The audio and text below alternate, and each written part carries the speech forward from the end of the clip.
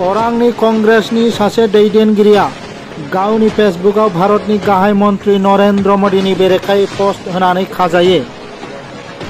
पहलगामाव जानाय जाथायनि सायाव हादर बेरेखा एबा गाहाय मन्त्री नरेन्द्र मोदीनि सायाव दाय होनानै पस्ट होनायनि थाखाय कंग्रेसनि दैदेनगिरिया पुलिसनि जेआव। मोनसे दान्थे बिदान्थे गोनां फेसबुक पस्ट होनानै उदालगुरि जिल्लानि अरांआव फासनै सेरफां ब्लक कंग्रेसनि आफादगिरि बिमल माहातोआ पुलिसजों हमजायो। कंग्रेस दैदेनगिरि बिमल माहातोआ गावनि फेसबुक पस्टनि गेजेरजों पुलवामा आरो पहलगामनि बुथारनाय जाथायाव मोदीनि आखाइ दं होननानै बिथाङा पस्ट होदोंमोन। दान्थे बिदान्थे गोनां फेसबुक पस्टनि उनाव बिमल माहातोखौ अरां पुलिसा खायो। पुलिसा बिमल माहातोनि हेंथायै हादोर बेरेखा उदखारिनि फारियाव केस थिसनो आरो उनाव कंग्रेस दैदेनगिरिखौ पुलिसा उदालगुरि बिजिरसालिसिम दैथायहरो। अरांनि कंग्रेसनि सासे दैदेनगिरिया गावनि फेसबुकआव भारतनि गाहाय मन्त्री नरेन्द्र मोदीनि बेरेखायै पस्ट होनानै खाजायो।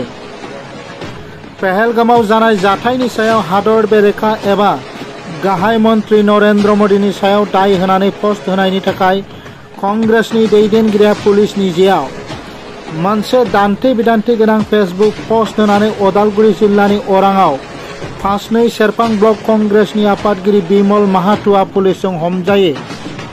कंग्रेस दैदेनगिरि बिमल माहातोआ गावनि फेसबुक पस्टनि गेजेरजों पुलवामा आरो पहलगामनि बुथारनाय जाथायाव मोदीनि आखाइ दं होननानै बिथाङा पस्ट होदोंमोन।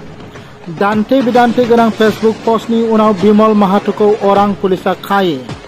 पुलिसा बिमल माहातोनि हेंथायै हादोर बेरेखा उदखारिनि फारियाव केस थिसनो आरो उनाव कंग्रेस दैदेनगिरिखौ पुलिसा उदालगुरि बिजिरसालिसिम दैथायहरो।